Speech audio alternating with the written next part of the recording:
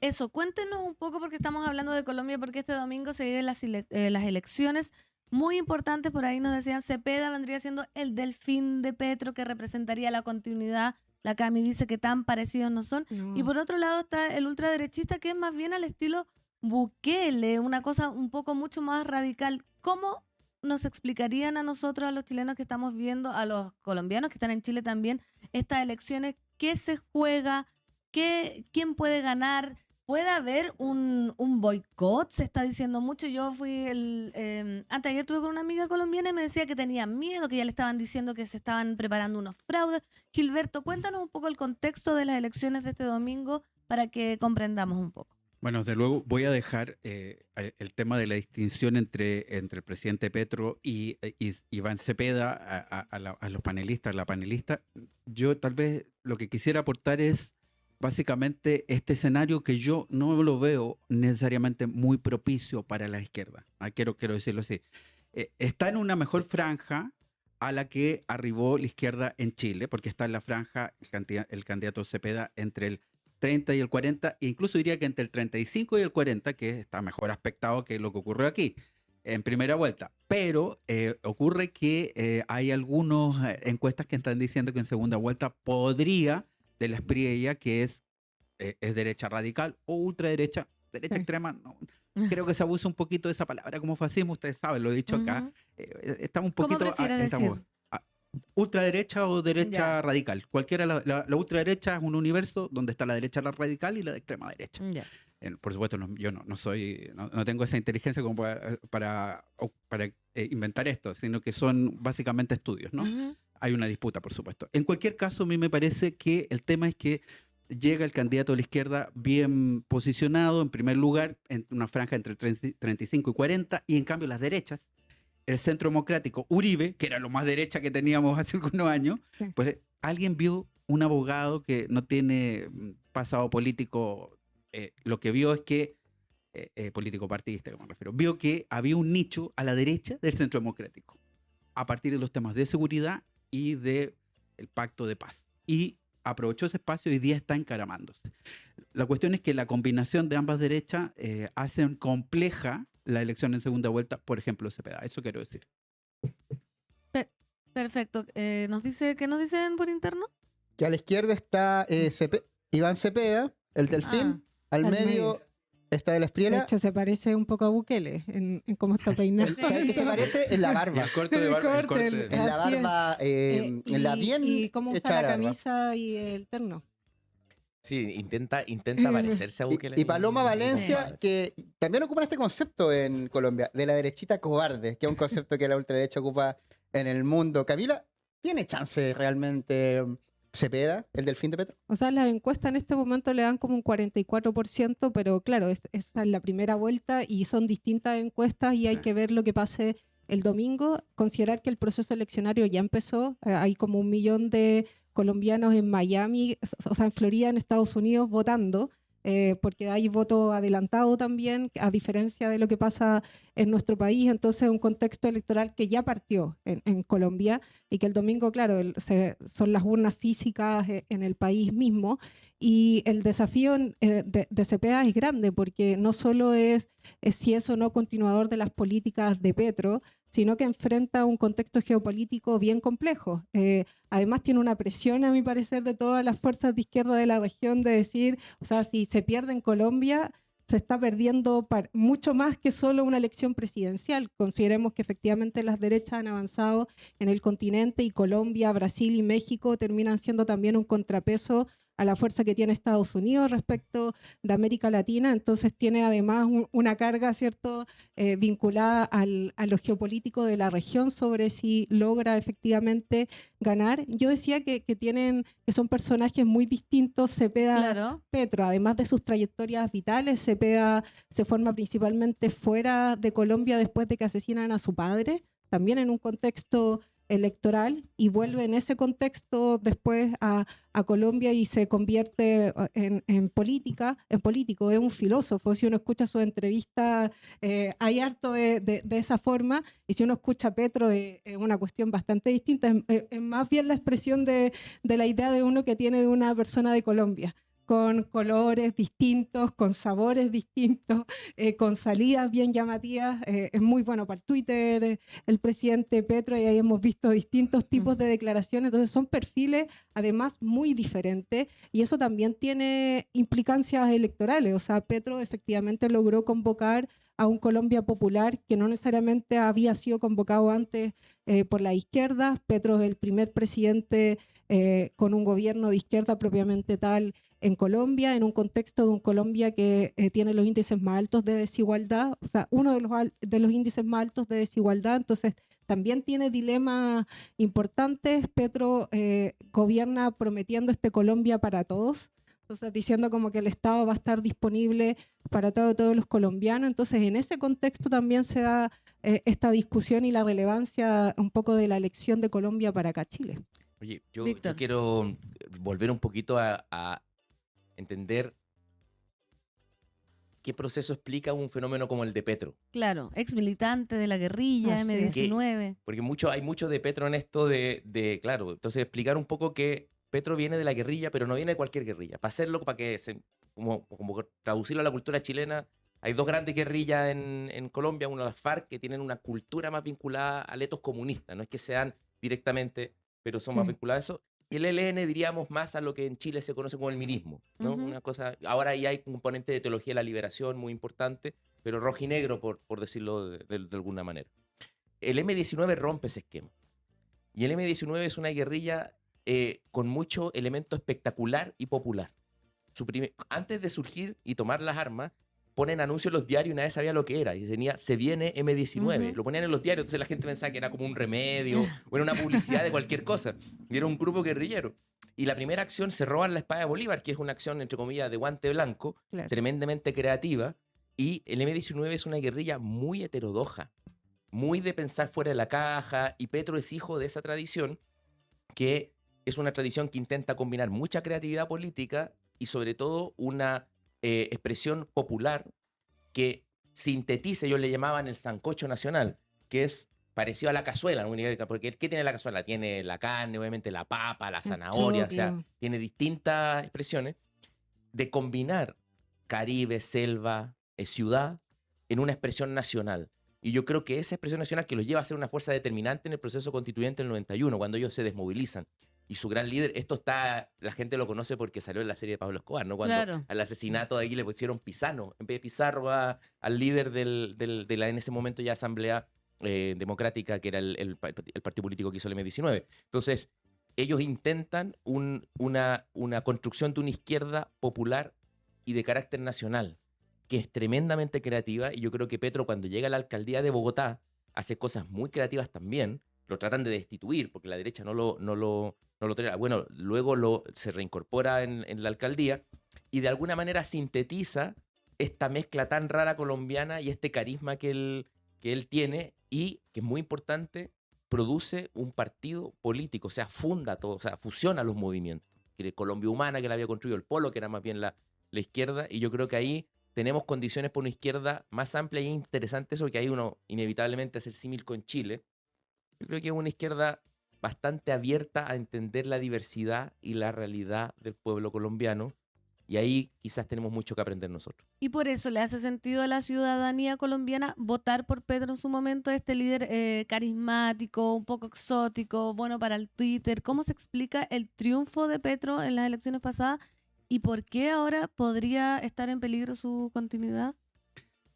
Bueno, desde luego decir que yo veo entre 5 y 6 encuestas y veo que está entre la franja del 35 y el 42. Puede haber otra, no digo que estas sean las totales. Lamento ser el aguafiesta, pero tengo que decirles que hay algunos nubarrones. No hay que verlo como algo tan automático que Cepeda vaya a ganar. Sobre todo porque tiene a los dos que le siguen Diría yo. candidatos de derecha, ni siquiera de centro derecha, de derecha, uno de derecha radical y otro de derecha muy conservadora. Tradicional, claro. Por lo tanto, en ese contexto es que quiero decir que por un lado Petro, con todo lo que se ha dicho, vamos a decir aureliano, ¿no? Como él le gustaba llamarse durante su época guerrillera, 100 años de soledad, etcétera, gobernó también algo en prosa, ¿ah? Y si bien hay, no, en prosa y en poesía, perdón. Y al mismo tiempo que podemos ver muy buenos índices en cuanto a que ha disminuido la desigualdad, ¿sí? Hay mayor empleo y por lo tanto, tal vez informalidad todavía está, pero hay mayor empleo. Al mismo tiempo, el crecimiento ha ido ralentizándose y hay un déficit público abultado. Y sobre todo, lo que más preocupa es que desde la muerte del precandidato Uribe, no el expresidente, el precandidato, la verdad es que el foco de seguridad se ha ido ampliando y ahí el gobierno de Petro está al debe, quiero decirlo bien claramente. La paz, el proceso de paz que era crucial, pues no rindió lo que se esperaba, particularmente las conversaciones con ELN. La política de paz total tiene déficit, no cumplió las expectativas. Yo quiero decirles que yo estuve en octubre del 2016, hace 10 años, en Colombia, para ver cómo ganaba en el plebiscito la opción a favor del pacto. No Y lo fue así, perdieron, pero claro. finalmente hubo un presidente liberal, progresista. El progresismo también puede en algunos momentos hacer grandes aportes, que decidió ir incluso contra la corriente y de alguna manera firmar ese pacto. Por lo tanto, les quiero decir que hay algunos elementos que han sido aprovechados por las otras candidaturas para sacarle espacio a un presidente que además, tengo que decirlo, Petro, a veces tiene la tendencia a tuitear, postear a las 2, 3 de la mañana para entrar en controversia con con Trump. Yo sugeriría a los presidentes en general calma. Y a pesar de que Trump insiste en su propia red social, calma antes de responder a través de una red social. Suelten el Y Twitter. eso no hay que copiarlo, eso no hay que imitarlo. Eso no es ejemplo de nada. Y hablemos un poco, chiquillos, del otro candidato de ultraderecha, Espiriella, o Espiriela, ¿cómo lo dicen? ¿Espiriella? Aspriella. Aspriella. Aspriela. ¿Qué representa, qué se juega ahí Colombia si es que este candidato saliera vencedor? Bueno, de la Espriella es un abogado que ve un vacío y una alternativa de ultraderecha potencial que no está desplegada y que se parece a Milei, se parece a Bukele, se parece, diríamos, a caso Kaiser en el caso chileno. Y que es muy importante esto porque de alguna manera la sociedad colombiana se va dando cuenta que para generar la paz tiene que producir pactos sociales, acuerdos sociales. O sea, es una sociedad que con mucho sacrificio entiende que tiene que sentarse a dialogar. Y que los pactos, y que hay cosas que son, por ejemplo, la regla fiscal que allá tiene una importancia un poquito menor que la que tiene en Chile, o por ejemplo, otras consideraciones en materia, por ejemplo, propiamente de seguridad, tienen que ir cediendo a la necesidad de conversar para resolver el problema. Y yo creo que él representa un rechazo a todo eso. Es una vuelta a la idea de que tú vas a resolver eso simplemente por la vía de la confrontación, por la vía, digamos, y yo creo que mucho del rechazo que este candidato tiene es que la sociedad colombiana huele que volvería a la guerra, o sea, que se agudizarían los conflictos. Y por lo tanto me parecería complejo que esa posición avanzara. Y creo que efectivamente, como acá se ha dicho en el panel, la dificultad del proceso colombiano está en qué tan rápido la Alianza Nacional Popular, el sector progresismo, la izquierda, el sector democrático, pueden hacer que se sienta una mejor calidad de vida en la población. Yo creo que eso es lo urgente, lo inmediato, y creo que al final del día la gente va a votar por quien le promete un futuro con mejor calidad de vida y no solamente por quien le prometa soluciones rápidas e inmediatas. Ahora hay que ver lo que ocurre. Efectivamente esto no está jugado, pero me da la impresión que es una selección bastante más cerrada y más competitiva que la que tuvimos en Chile en la segunda vuelta. Estamos conversando con Gilberto Aranda, Víctor Orellana y Camila Miranda sobre las elecciones en Colombia, que son este domingo. Va a haber cobertura por parte de turnos de nuestras redes sociales y el lunes en turno AM vamos a tener en los resultados, va a haber balotaje probablemente, así que vamos a estar muy atentos. Yo le quiero preguntar también sobre el contexto internacional que va a dejar esta elección en Colombia, porque Gustavo Petro es parte del ala progresista que hubo en un instante. ¿Quién queda progresista en América Latina? Lula, Sheinbaum en México y Petro. Podría moverse la balanza. Bueno, Cepeda está punteando la encuesta. Pero yo le digo a propósito del libro que estamos sorteando, Fuego y Furia, el libro que Donald Trump no quiere que lee. ¿Cómo va a quedar Colombia en la relación con Estados Unidos, con Washington, con la Casa Blanca? Me acuerdo unos tweets donde decía que lo iba a sacar Mira, la traducción era, dijo as en inglés, pero dijo que le iba a pegar una patada en el poto a Gustavo Petro y que lo iba a perseguir en esa relación que tenía Bogotá con Washington. ¿Cómo está actualmente la relación con Estados Unidos y cómo podría quedar si gana Cepeda y se mantiene a la izquierda el gobierno de Colombia? A ver, la elección en Colombia abre también otras elecciones. Tenemos elecciones en Brasil y el próximo año hay elecciones en Argentina, que también va a indicarnos si es que Milei y lo que significa sus políticas de recorte, etcétera, logra asentarse o no. Esas son señales importantes a propósito de la pregunta que tú haces sobre la relación con Estados Unidos, ya que no puede ser más patente la relación Milei-Trump y lo que significa justamente tener el padrino ahí, ¿cierto?, en las implicancias para las políticas nacionales de Argentina. Y la elección de Colombia, como digo, como abre esta cuestión importante, y han habido tensiones entre Petro y Trump, pero en el último rato estas se fueron morigerando también.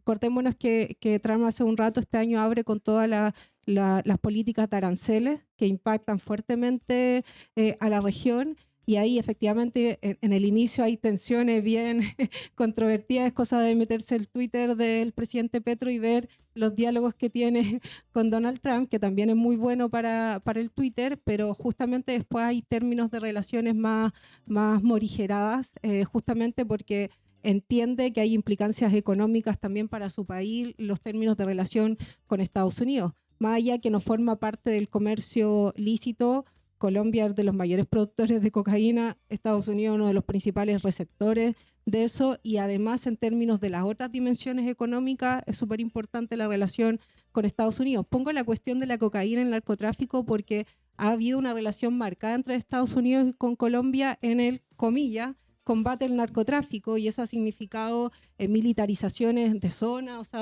lo mismo que vimos a propósito de la serie en Netflix que marcaba o mostraba, ¿cierto?, con mayor estridencia el papel de Estados Unidos, entonces para evidenciar un poco la relación que tiene y lo relevante de esa relación.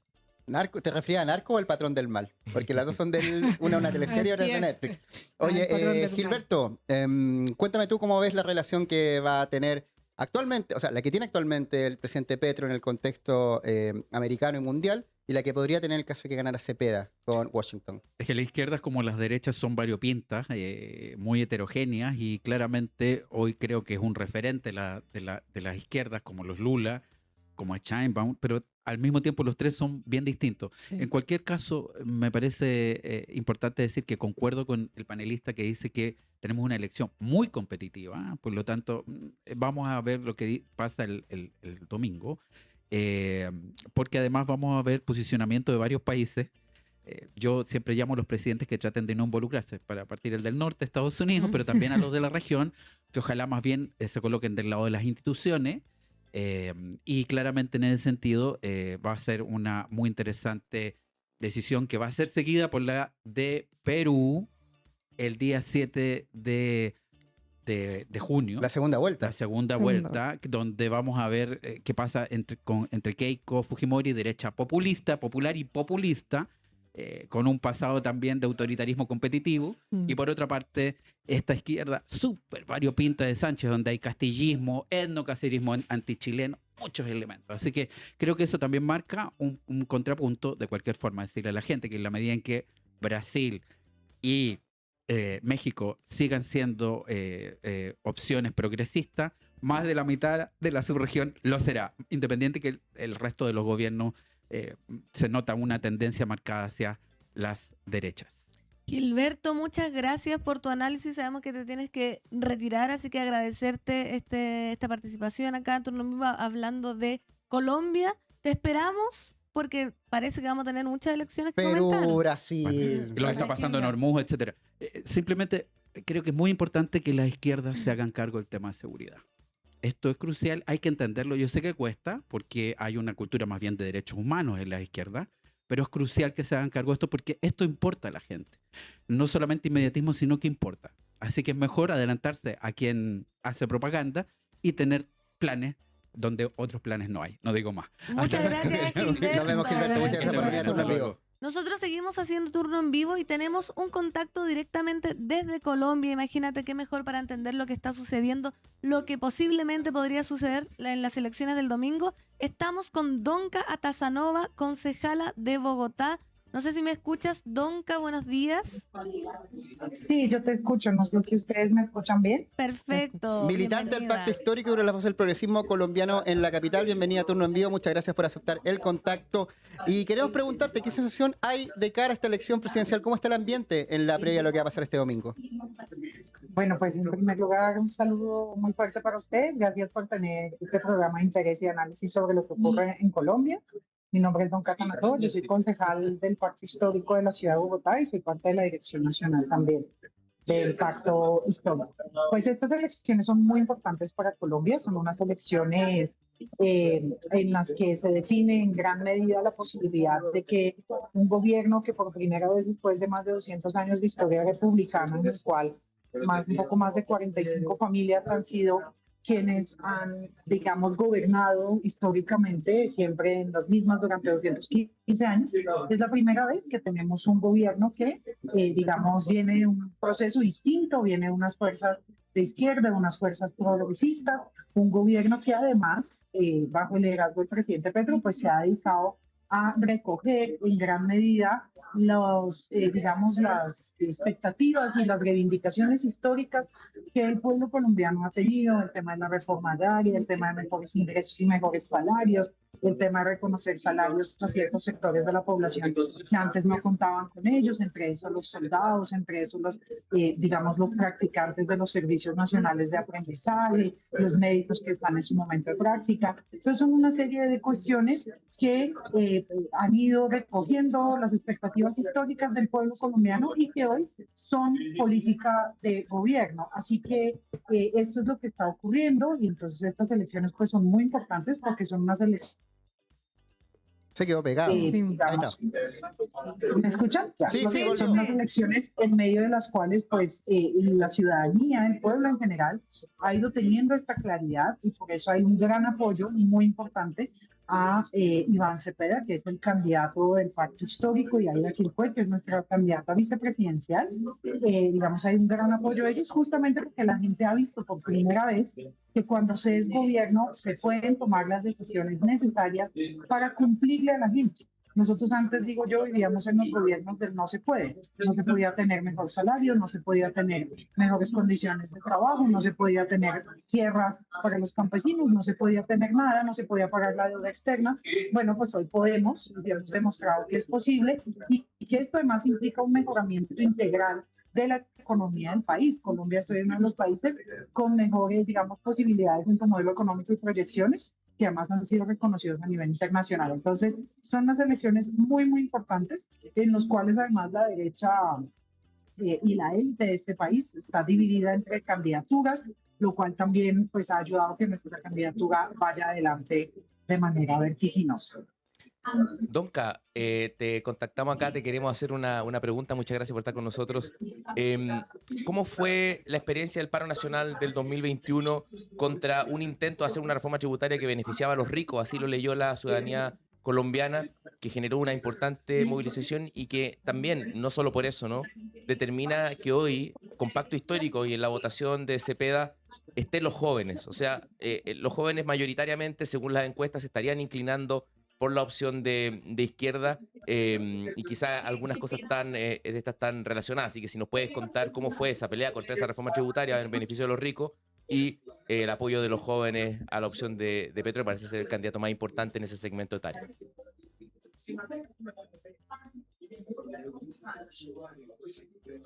Hay que decirlo acá también, y es que este proceso que hoy tenemos de ser gobierno es un proceso que corresponde a un momento histórico, digamos, de muchísima profundidad, un momento histórico que no solamente inicia con ese estallido social que nosotros tuvimos en 2021, sino que inicia con los procesos de movilización en la segunda década del siglo ya XXI, en los 2010. Tuvimos procesos de movilización estudiantil muy fuerte, con lo que se llamó la Mesa Estudiantil Nacional Samane, también los paros agrarios que se hicieron en ese momento, que generaron una gran movilización campesina hacia las grandes ciudades. También, digamos, lo que significó la reorganización y la construcción de la consigna y de la reivindicación de la paz como una consigna muy importante en la sociedad colombiana, como una transformación del sentido común en torno al final de la guerra que nuestro país se merece, ya que llevamos más de 70 años en un conflicto armado muy fuerte, cierto que ha ido desescalándose a poquitos todavía. Todos estos elementos, más un gran referendo anticorrupción que se hizo, digamos, hubo una serie de elementos que fueron minando el sentido común tradicional en Colombia y fueron devolviéndole a la gente la esperanza de que la política y los espacios de gobierno eran un lugar importante de disputar, ¿cierto? En Colombia nosotros teníamos una abstención de más digamos, 60-70% en algunos lugares del país, y parte de lo que estamos justamente haciendo es hoy volteando este comportamiento. Más gente está votando porque ve que llegar al gobierno hace sentido y pueden desde ahí hacerse una serie de políticas para la gente. Entonces, el estallido social del 2021 fue un momento muy importante que inició realmente también como una revuelta en pleno pandemia contra el abuso policial, contra el comportamiento, digamos, de las autoridades que en muchos lugares del país estaban abusando de las situaciones de la gente. Luego de esto, un gobierno absolutamente insensible de la derecha que en plena pandemia planteó generar una serie de reformas tributarias y una serie de medidas para aumentarle los impuestos a la gente. Y esto significó una indignación nacional que, digamos, se sumó a todo esto que venía desde antes, a todo esto de la paz, a todo lo que decimos de las reivindicaciones estudiantiles, campesinas, agrarias, y esto nos permitió sumar una gran capacidad de movilización social que desbordó realmente las expectativas y desbordó las antecedentes que teníamos en Colombia, que es un país que se moviliza mucho, y logramos, ¿cierto?, una transformación en la cual además la gente realmente salió a apoyar esta movilización. Colombia es un país en el que antes la gente le temía mucho la movilización porque se había hecho un gran trabajo desde la derecha de estigmatizar la movilización social, vinculándola siempre con la lucha armada, digamos, en la narrativa, y eso hacía que la gente tuviera mucho miedo. Hoy y en ese momento del estallido social, pues la gente realmente salió a decir que estaba cansada y salió a decir que se necesitaba un cambio. Y eso es parte de lo que nos trajo hoy aquí con este gobierno que hoy todavía tenemos con el presidente Petro. Y esto lo interesante es que, digamos, sigue teniendo una continuidad. Ese sentido común se ha logrado ir sosteniendo y mostrando que además, como lo decía ahora, estando en el gobierno es posible seguir transformando y seguir trabajando en esa misma línea, en esa misma clave de darle a la gente lo que la gente ha luchado durante tantas décadas, que es tierra, mejor salario, mejores condiciones de vida, de trabajo, mayor reconocimiento a las mujeres, etcétera, etcétera. Donka, perdón, para no quitarte ¿Sí? mucho más tiempo y agradecerte que te hayas podido conectar con nosotros, pensando en el domingo, ¿qué proyecciones hacen de los resultados? Como en algún momento se especuló que se podía ganar en primera vuelta, los últimos datos muestran que la cosa está más apretada. ¿Cómo proyectan el domingo? En las últimas encuestas, digamos, nosotros que aquí han salido, esto hay que decirlo, esto pasa en todos los países, y han salido una serie de encuestas que pues tienen resultados muy divergentes. Nosotros nos hemos tomado el trabajo de revisar metodológicamente estas encuestas, y por ejemplo, la encuesta que salió el domingo pasado y que equipara a nuestro candidato en un empate casi que técnico con el candidato de la derecha, Abelardo de la Espriella, que además es un candidato de la derecha más, ¿cómo decirlo?, más retrógrada, más básica que tiene este país.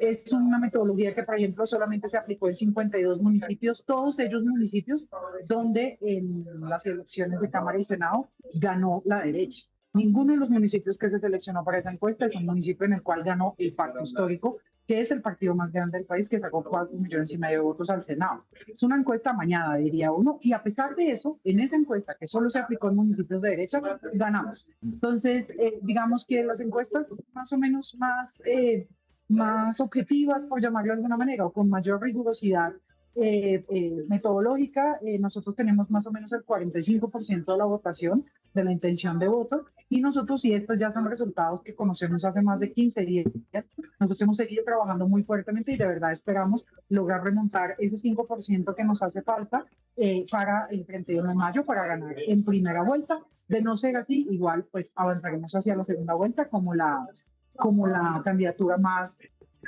con mayores expectativas y con mayor intención de voto, y ganaremos la presidencia de la República en segunda vuelta. Donka, muchas Pero gracias nuestra por... expectativa es ganar en primero. Así es. Muchas gracias, Donka, por conectarte. Te deseamos éxito también en las elecciones y nosotros seguimos acá con nuestro panel con Víctor y Cami. Hasta Chiquillo, luego, Donka. para ir despidiéndonos... Abrazo. Abrazo, abrazo.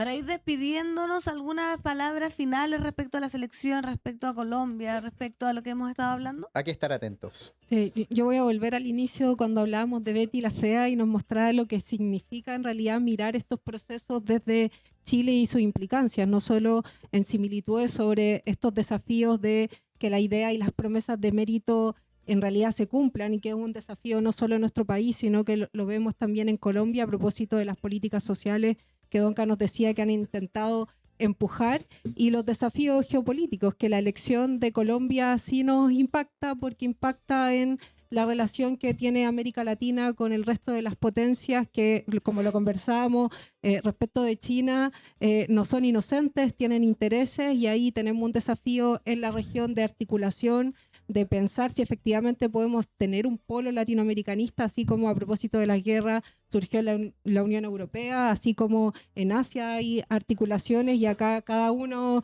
parece que se rasca con sus propias uñas y si es posible empezar mayores articulaciones. Víctor.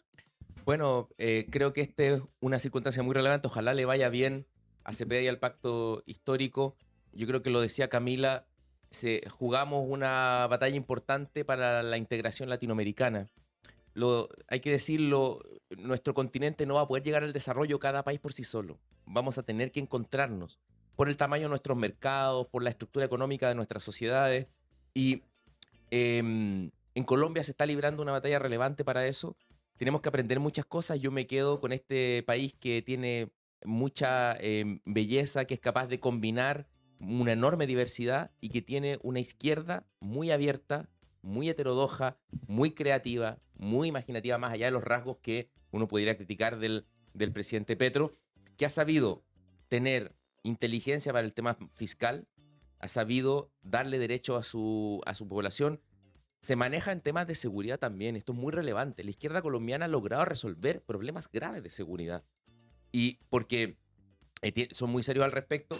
Y por supuesto que esto no está todo dicho, no está todo resuelto, pero me parece que podemos aprender mucho, y resonando en esas canciones de los prisioneros y en las cosas que nos unen con Colombia. Hay alguien decía en el comentario que es verdad, que los amigos colombianos le pedían puras canciones, que se ponía a tocar guitarra, le pedían puras canciones de los prisioneros, que tenemos que encontrar camino en conjunto en América Latina, y por eso es tan relevante que los sectores democráticos de avanzada no retrocedan ante una ultraderecha que no tiene planes, no tiene verdaderas apuestas de futuro, va a mantener la dependencia económica de nuestros países, y lo único que hace es proponer cosas y hacer propaganda de cuestiones que luego no cumple. Así que ojalá les vaya bien y podamos aprender nosotros acá en Chile de esa experiencia.